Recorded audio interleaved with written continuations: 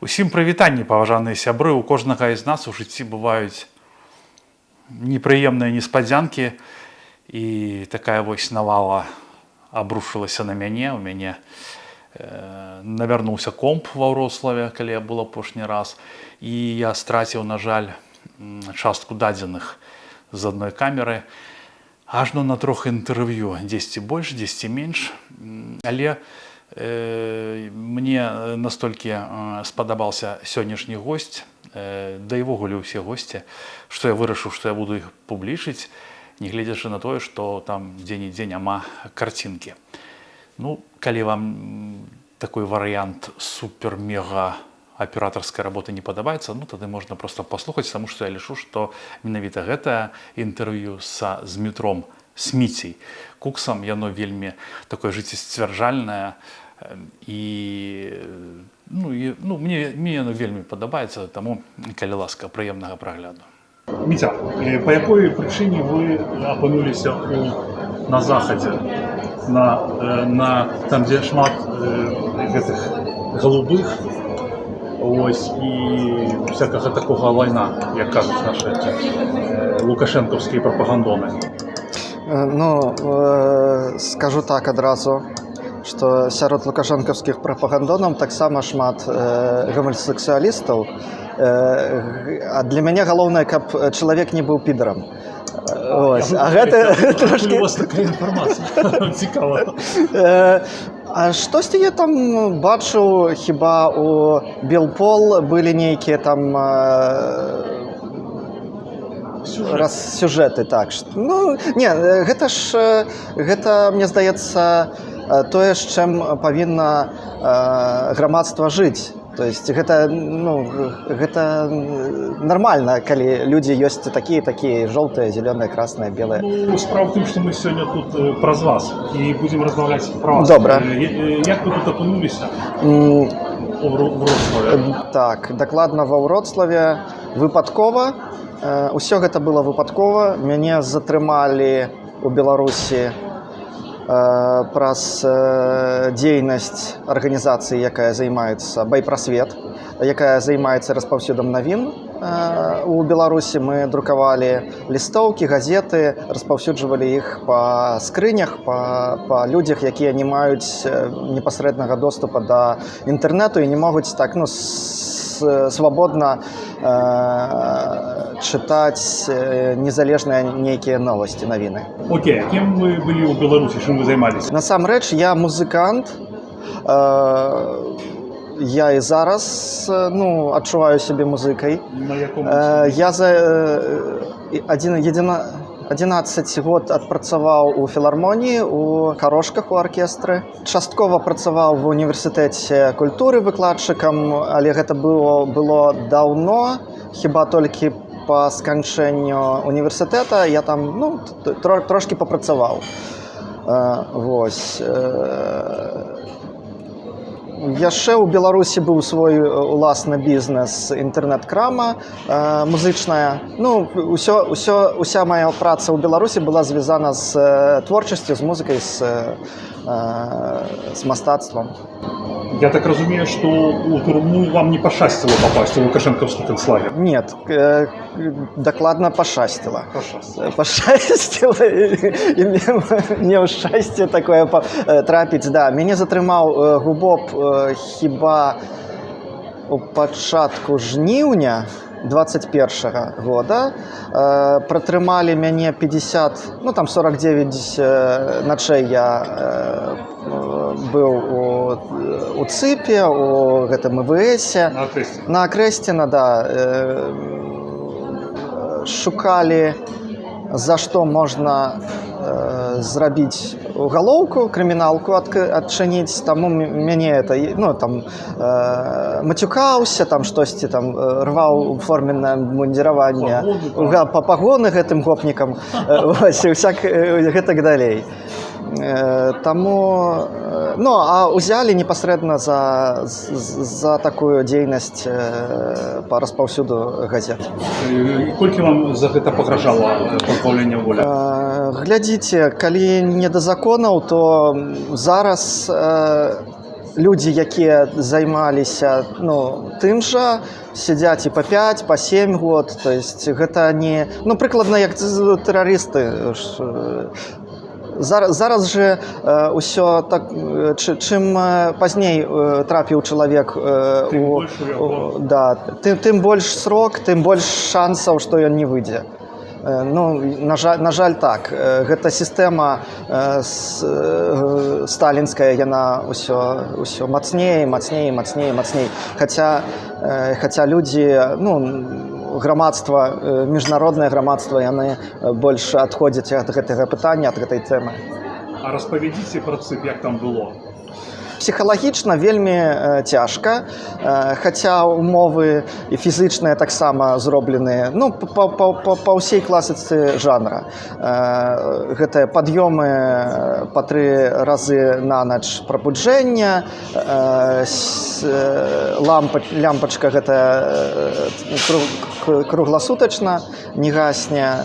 І для мяне была самая цяжкая хіба нават не гэта, а тое неразуменне таго, ці я выйду, ці не выйду. Няпэўнасць, так. Я трошки так зайздросціў людзям, якія мне 30 сутак далі, гэта таму, што мяне паўторна. Я разумею, што праз 30 сутак просто прыйдзе. Вы, возьме і выйдзе. А мне пашчасціла. Рэальна сашлись звёзды. Окей, вот вы выходите с Окрестина. Вы не верите, что зараз вас выпустять. Вы такой идете, думаете, не может быть. Зараз яны меня затрымаюць, скажут, типа, и вот вы выходите, и двери за вами зашолкнуться, ваши думки и ваши дзеянні. Слухайте, я ўжо на Окрестина разумеў, што буду цякаць, але выйшаў, адразу сувязаўся са сваімі, з хлапцамі, дзяўчатамі, байсол, і па ўсей тоже таксама класіцы жанра я апынуўся праз колькі там дзён, не памятаю праз колькі, але апынуўся ў Кіеве. І потым паехаў ва Ўроцлаў.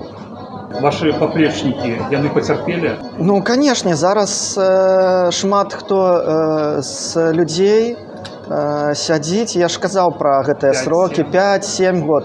Я асабіста іх не ведаю, але гэта дакладна такія ж кейсы, як і ў мяне. Дакладна тыя самыя. Мы займаліся аднолькавай справай. Мы займаліся адным і тым жа.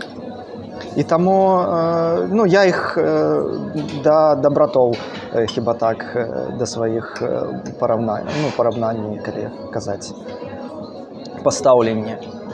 То есть гэта ты ўсё жыццё, увесь гэты час ты ходзіш па вуліцах і думаеш, гэта ж я там мог быць. Просто пашчасціла. Колькі ва Вроцлаве? Ужо 2,5 гады. 2,5 гады. Што за гэты час вы зрабілі на сваём асабістым, як кажуць, фронце? Там, як это, типа, праца, кабета, там, все такое. Разумееце, чыста чалавечае шчасце. Чыста па-чалавечаму шчасцю. Прыехаў я толькі з заплечнікам. Там нейкі быў пауэрбэнк, 2 левых тэлефоны, якія там купіў, усё. Нейкі там грошы, што мне падкінулі, там просто на еду.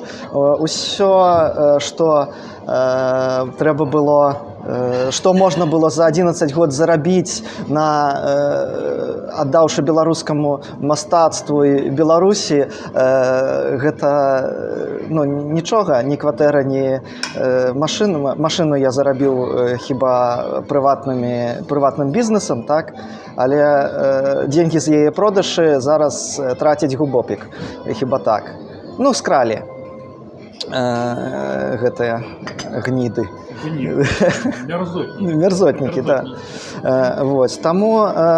Таму у параўнанні з тым, што было, з чым я прыехаў, з чым апынулася моя сям'я тут і чаго дабіўся за 2,5 гады, гэта, канешне, у Беларусі, калі ты пачынаеш бізнес нейкі, то так немагчыма. У вас бізнес зараз ёсць? Зараз бізнес ёсць. Гэта друкарка, цэнтр друку, і займаюся таксі. То есть два напрамкі. Наколькі гэта рэалістычна зрабіць у Польшы Беларусу? Колькі на гэта вам спатрабавалася часу і наколькі гэта было лёгка ці складана? Усё гэта такое складанае пытанне, але я паспрабую адказаць, таму што шмат такіх уваходных, ад якіх гэта ўсё залежыць. Напрыклад, з друкарскім бізнесам вельмі дапамаглі сябры, калегі, валанторы, саплечнікі з байпрасвета.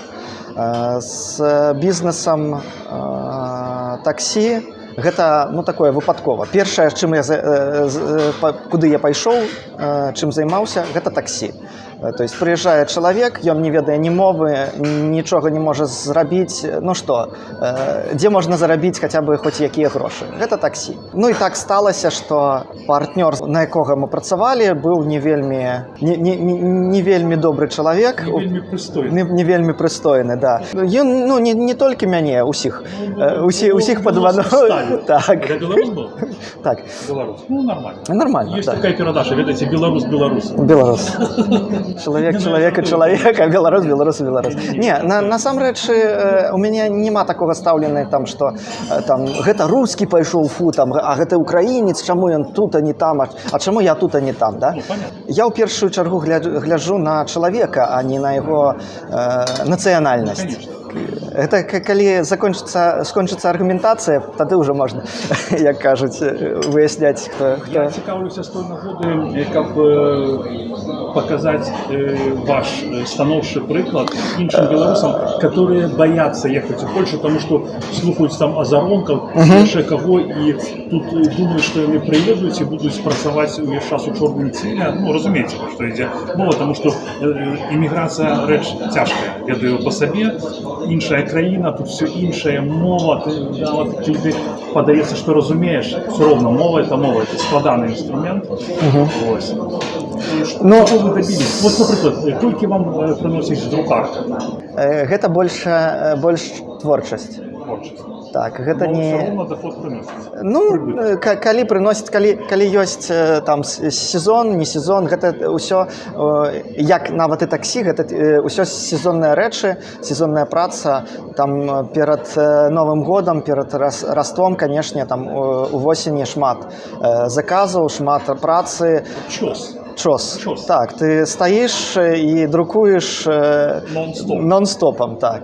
Тое самае хіба у людзях, для людзей, якія працуюць у таксі. Летам там нейкія іншыя тэмы. Увогуле, так агульна, калі кажучы, шчыра кажучы, калі разглядваць эміграцыю як працоўную эміграцыю, то гэта цяжка. Калі ты разглядваць эміграцыю як, як прыгоды? Так, не як прыгоды, а як на маім прыкладзе вымушаная эміграцыя, то, канешне, у мяне няма іншага выхада, як працаваць, як добра працаваць. Вядзення бізнесу ў Беларусі я ўжо нейкі досвед меў. Вядзення бізнесу ў Польшы таксама першы год гэта з падаткамі было цяжка вельмі зразумець, што, куды, как, з гэтымі зусамі, з уладкаваннем людзей, як зрабіць так. Насамрэч беларусы вельмі, як гэта... ёсць богабаязненныя людзі, а гэта грамадска-баязненныя людзі. Законы паслухмяныя, і у нас у галаве такое, як гэта зрабіць так, каб гэта правільна, дакладна правільна, каб ніхто не прычапіўся. Я убачыў нават ад такіх, ад людзей, у параўнанні з украінцамі, яны больш такія вольныя, і у іх мозг заточаны пад то, каб як гэта зрабіць прасцей, каб нічога не рабіць. Насамрэч таксама правільна, але ў нас як гэта зрабіць правільна. Вось. І быў у мяне час, калі я не разлічыў правільнасць падаткаў, і так прыкладна 3-4 месяцы выплачваў на 1500-2000 у параўнанні з у еўра больш падаткаў, чым разлічваў. І гэта было цяжка, гэта быў дакладна год таму. Прыйшлося вымушана дзесьці там дапрацоўваць на старане нармальна, як палякі кажуць, фухі. Бомбіць на старонцы, каб плаціць падаткі ў Польшчы. Кватэра колькі каштуе? Зараз гэта 4000 злотых. Гэта амаль што $1000, каб за ўсё з медыя, з чынжам, з інтэрнэтам. Зараз, да, іпэшнік. Праз які час ты змог тут адкрыць ІП, як гэта ввогуле? Для гэтага трэба магчымасць такая непасрэдна для беларуса. Не каждый беларус можа адкрыць ІП. Хто можа адкрыць? Адразу можа толькі чалавек, які будзе мець карту побыта па ахроне гэтай, ахрана. Міжнародова, так. Это женевскі паспорт. Так. У вас была карта побыта? Не, я ж падаўся тут на ахрону, прачакаў прыкладна, калі я прыехаў, хіба ў лістападзе, у пачатку лістапада падаўся на ахрону гэту, і за 9 месяцаў, за 10 атрымаў уже пластык, і у жніўні адкрыў... Вось гэты 9 месяцаў вы былі проста... Таксіла бомбіла, так.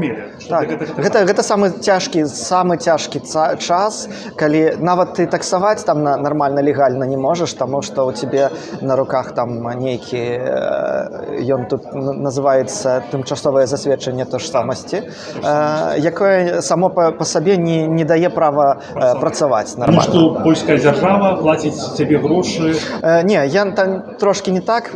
Польская дзяржава табе плаціць грошы на прапітанне. 760. Там штосьці такое. Я зараз атрымоўваю. 760 зараз. 760. Вось. Відавочна, што там на сям'ю гэта больш было, але гэта нават не пакрывала выдаткі на кватэру. Двое дзяцей, сын пайшоў у першы клас, а дачка гэта прадшколле тут называецца, гэта садок. І на іх плаціла польская дзяржава? На 4 чалавек 1500. Там нейкая такая дыферэнцыяльная сістэма, калі на аднаго 700, на двух там 1000, на трох і так далей. Калі была эта сям'я з 20 дзецьмі, то можа быць там і 5000 было, я ж не ведаю. Понятно. Но ўсё ж таки, я, конечно, не кажу, што гэта там типа супер-пупер, але ўсё ж таки нейкае ўспамажэнне ёсць, так? Канешне, гэта дакладна у нас на прапітанне прыкладна 1000-1200 злотых уходзіць на месяц на 4 чалавекі. 1500 мы, калі б не было там выдаткаў на кватэру, то б маглі і ў рэстарацыю калі-ніколі выйсці. 700 злотых на чалавека таксама, калі ты ідзеш там у Lidl, у бедронку гэтую па акцыі, закупіў сабе, у цябе халадзільнік набіты. Гэта ж не тыя грошы, пра якія можна сказаць, што гэта я зарабіў. Вось. Гэта толькі на час разгляду гэтай справы. Вось. Там ёсць іншыя праграмы, яна называецца EP, дапамогу інтэграцыі ў польскае асяроддзе. Там выплаты, гэта ўжо пазней, там добрыя выплаты шлі. І, можна сказаць так, і на гэтыя грошы я стартануў свой бізнес, уласна. То бок ты папаў на гэтую праграму, так, польскую, і там колькі было грошай? Калі не памыляюся, першых там полгода ці 6 месяцаў, ці 8 месяцаў 2700 было злотых месячна яны выплачвалі на гэту праграму інтэграцыі, якая прадугледжвае там на всю сям'ю нашу, на 4 чалавекі. Гэта не на аднаго. І наступныя там трошки менш, там 2 з хвосцікам. А што трэба для таго, каб на гэтую праграму трапіць? Атрымаць дэцызію, пазітыўнае вырашэнне справы. Там же ёсць некалькі стопняў, некалькі ўзроўняў. Там ёсць проста дадаецца ахова ад польскага грамадства і надаецца можа быць наданы статус бежанца. Гэта дакладна той самы жэнеўскі пашпарт. Але і ў адным і ў другім выпадку можна падацца на праграму інтэграцыйную, якая прадугледжвае працу з інспектарам гэтым или як он там по інтэграцыі, ён прапісвае праграму табе. Дарэчы, ёсць такі канал партызанка, прапаную. Яны вельмі добра ў гэтай тэме, яны могуць расказаць, паказаць, куды што як. А на гэтую праграму можа падацца кожны беларус у Польшчы ці не? Я бацька не. Трэба быць пацярпелым. Пацярпелым, да. Понятно, то типа либо рэпрэсаваным, либо хто у вышыку знаходзіцца. У вышыку, да, ці просто можа быць там назіральнікам быў калісьці хадзіў на... Я ведаю шмат людзей, якія хадзілі на маршы, якія дакладна разумеюць, што іх гэтыя гаўнары здымалі на відэо, і яны просто з'ехалі, у них ніякіх доказаў няма. Тэлефоны вычышчаны, ўсё, бумаг ніякіх няма, паперак. А як тады яны даказалі гэта? Ці яны не змаглі падацца? Не, яны падаюцца, і я не ведаю прыкладаў, калі людзі там не лгалі, да, і не атрымалі. Я ведаю, што ёсць некаторыя людзі, каму не зрабілі гэтую, адказы атрымалі, але гэта былі зусім левыя людзі. То бок, калі чалавек рэальна змагаўся неяк, як мог з рэжымам беларускім, то тут спакойна можа атрымаць ахову. Камусаркам тут няма чаму лавіць. Не, ёсць тут ловяць нешта, но іх ловяць перыядычна. Да. Тут я ведаю, што беларусы займаюцца тым, што вылічваюць, дзе гэтыя паскуды працуюць дальнабоямі і ў іншых сферах, і пытаюцца іх нейкім чынам тут прыцягнуць да адказнасці, але у Польшы гэта складана, бо палякі не хочуць узбуждаць крымінальныя справы. Справы так, але гэта ўсё магчыма, калі ёсць нават міжнародная арганізацыя па расследаванню пытак у Беларусі. Яны хіба ў Вільні займаюцца, але ж яны таксама добра працуюць з Польшай, і калі што, то можна звязацца з імі, скінуць якія-небудзь доказы. З таго, што я ведаю, дакладна ўжо некалькі спраў з дапамогай гэтай арганізацыі было заведено. А як ты зараз можаш сказаць, ты стаў на ногі, чи яшчэ не? Ці дастаткова табе вось гэтых двух бізнесаў? Я бачу, Вроцлаў это дарагі горад, бо гэта не, скажем, не Тэресполь. Ну, конечно. У Тэресполі людзі просто багатыя, а тут горад бедны, а тут трэба працаваць. Ну, скажу так, гэта філасофскае пытанне, адназначна. Чалавеку заўжды мала, заўжды яму плоха, заўжды мала. Добра, я перафарматую пытанне. Ну, як? Добра. Тут лепей ці на Беларусі лепей? Адназначна тут. Однозначно. Это за 2 гады, плюс год з гэтага ты типа прозябаў на дапамогу польскай дзяржавы. Слухай, я не выпадкова звярнуў увагу на 11 год працы ў Беларусі, да, у дзяржаўнай установе, і 2 гады тут. Ну, так, у жніўні будзе 2 гады, як я адчыніў бізнес. І скажу так, за 2 гады я ўжо думаю, так, як гэта мне лепш узяць крэдыт на жыллё сваё. За 11 год я нават аб гэтым у Беларусі нават не марыў, нават маючы свой уласны бізнес, інтэрнэт-краму. працуючы і зарабляючы больш, чым звыклы беларус. Быў класная машына 2009 года, як зараз памятаю, Суперб, Шкода, якую я купіў і праз 8 ці 9 месяцаў прадаў. Всё. І грошы адабраў губок. Все, што можна было зарабіць, працуючы на дзяржаву ў Беларусі. Скажи, Ну, калі ты не прыкарытнік. Наколькі тут комфортно вести бізнес? Просто каб людзі разумелі. Калі людзі жадаюць, ведаюць, як весці бізнес у Беларусі, то здесь гэта Вот так. так. Ну, зараз будзе самае складанае пытанне. Потому что я так бачу, что ты тым, что тут с тобой здарылася, ты задоволен. А что ты можешь позволить себе зараз своей семье? Дакладна, учора жонка вярнулася з сабрання, і сына Ваню там хвалілі, што ён так добра вучыцца. Мы сыну: так, ну ты маладзец, пайшлі ў рэстарацыю, куды хочаш, суши хачу. Ну, пашлі ў суши, все. У Беларусі гэта так, трэба, дзе там заначка, даляры памяняю, сходзім. А вось гэтую не бяры, вось гэтую бяры. Што датычыцца адпачынку, но у мінулым годзе мы зрабілі такое вялікае, хіба ў маім жыцці самае вялікае падарожжа на машыне праз усю Европу. Мы праехалі да Іспаніі, былі ў Швейцарыі, ну, Германія, відавочна, Швейцарыя, Францыю, Андору зачапілі, Люксембург. І гэта вялікія выдаткі, вялікія затраты. Але гэта магчыма. Ну, у гэтым годзе я таксама планую адпачынак. Можа, не такі маштабны, але планую. Аднаму ты сказаў, першы клас, хоць яму гадоў 7, так? Зараз уже 10, ён пайшоў у першы. Другая дачка, яна ў першым класе. Цяжка ім было вось гэты моўны стрэс быў у них. І як яны зараз адаптаваліся? Ну, гэта відавочна, што стрэс быў, але мне здаецца, у мяне, у жонкі стрэс быў хіба ў разы больш моўны, і непасрэдна моўны. Для дзяцей яны інтэгруюцца ў грамадства вельмі спрытна. По-польски гада без проблем.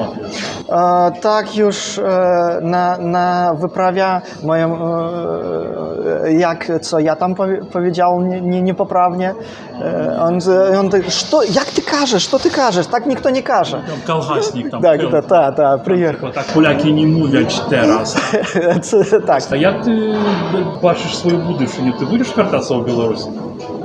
Цяжка, вельмі цяжка адказаць на гэтае пытанне. І ведаеш, калі я прыехаў сюды, я такой: так, ну, зараз там, можа, пажывем тут добра, можа, атрымаем нейкія там тут ВНЖ, я вернусь у Беларусь, все нормально будзе. Зараз я уже думаю, тут дзеці інтэгруюцца ў грамадства. Тут у школе яны пашлі ў першы клас, і што ён сын, што дачка.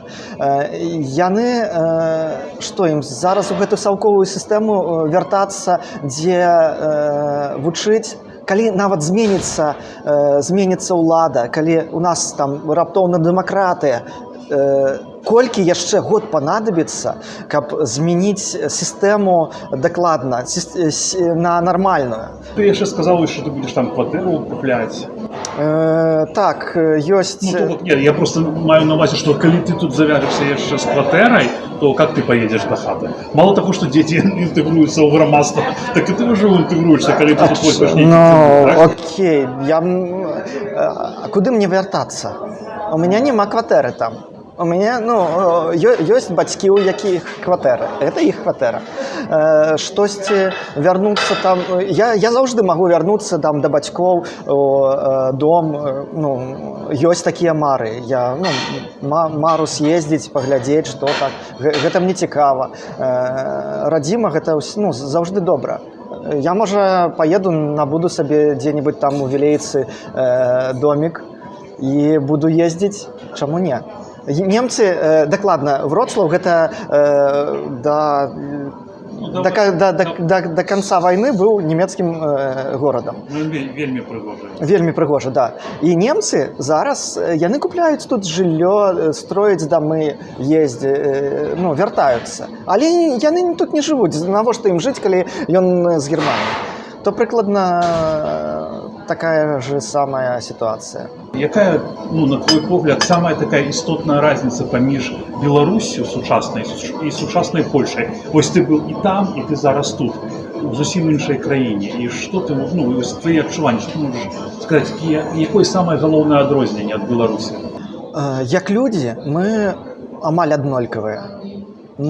Як мне здалося, палякі насамрэч больш спакойныя, рэальна спакойныя людзі. Яны, як гэта модна казаць, ментальна больш устойлівыя, чым беларусы. Беларусы больш такія загонныя, яны ўсе думаюць, да, здэнерваваныя, так па-польску. Але галоўнае адрозненне – гэта сістэма. Гэта проста сістэма. Калі ты ідзеш у банк, вось нарадзіўся ў Беларусі беларус маленькі, і ён ужо павінен грамадству. Тут такога няма. Ты нарадзіўся вольным чалавекам, рэальна вольным чалавекам. Я ведаю, што тут нейкія ёсць зараз там палітычныя распры, там піс, не піс, коаліцыя абывательская, Туск і Дуда, да? Але і ўсе, ну, палякі знаёмыя на такія: ой, гэта ў нас там таксама там дыктатура можа быць, пачынаецца. Я так гляджу на гэту дыктатуру, і у вас тут насамрэч добра. Ну да, ну Міця, я табе скажу, ведаеш, што я сустракаў палякаў асабіста вочы ў вочы, якія хваляць Беларусь. Да, ты ведаеш, што ў Беларусі ёсць радыё Беларусь, дзе працуюць палякі і распавядаюць пра Беларусь, што там крута. Яны цытуюць Лукашенко, это просто цэлае радыё. І это правдзівыя палякі, то бок это не беларусы.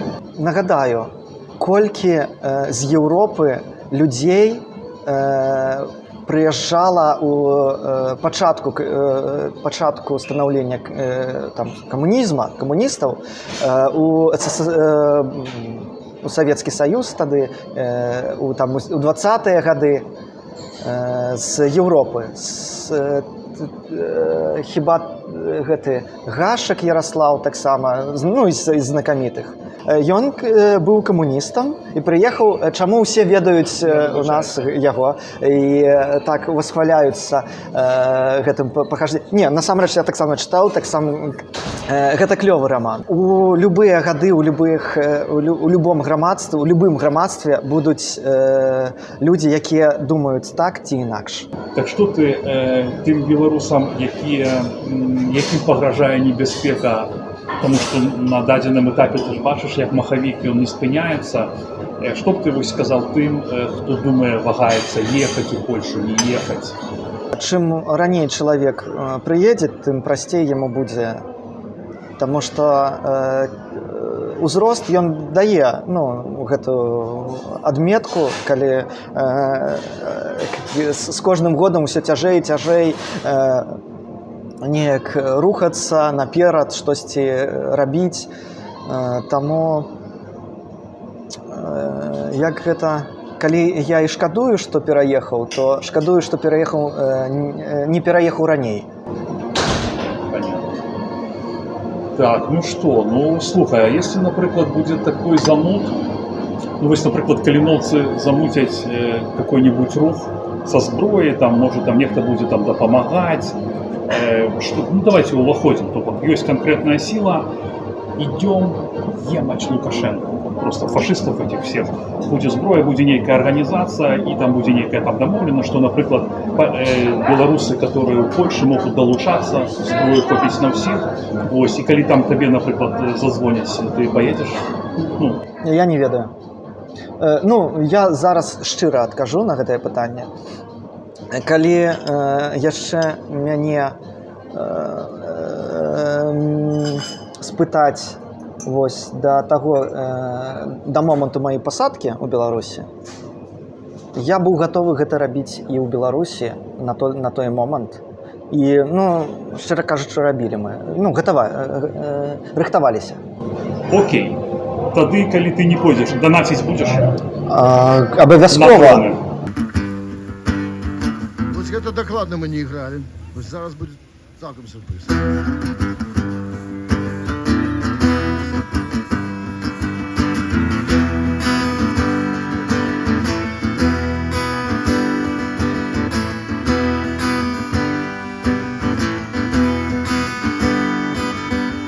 Я той самий, я такі самий, затюканий марно, крок вліво, крок управо. Мене так само полохають стріли, полохають вибухи, чорні шереги. І коли у двор мой зайшли з автоматом, маті, пробач, я скажу, я вихожу.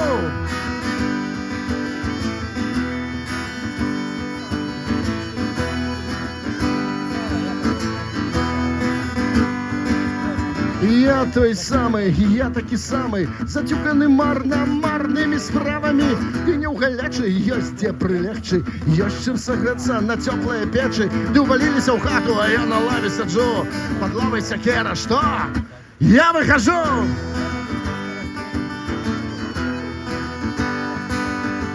Маці, радзіма ў жвіру, ды ў пылу дачок, радзіла сыноў, нарадзіла вароны, ходзяць дачкі, не родзяць, забілі сына, хопіць, мы выходзім.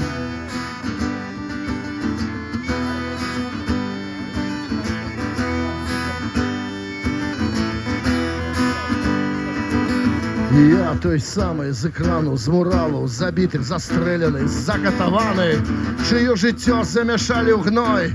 Я назавсёды буду з тобою, я буду з тобою, коли возьмеш ти чарку. Я буду з тобою, ложку з каханкой, я в промнях сонця, я в кроплях дождю. Я буду з тобою, коли скажеш, я вихожу.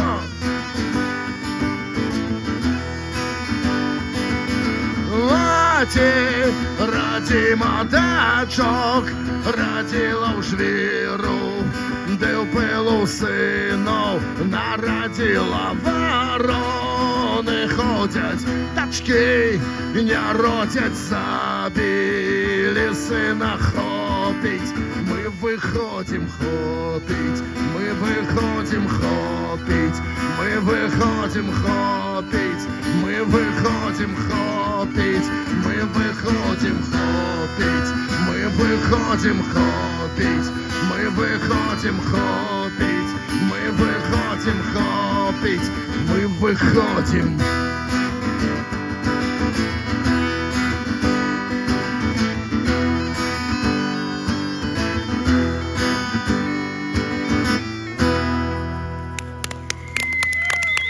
Дякую.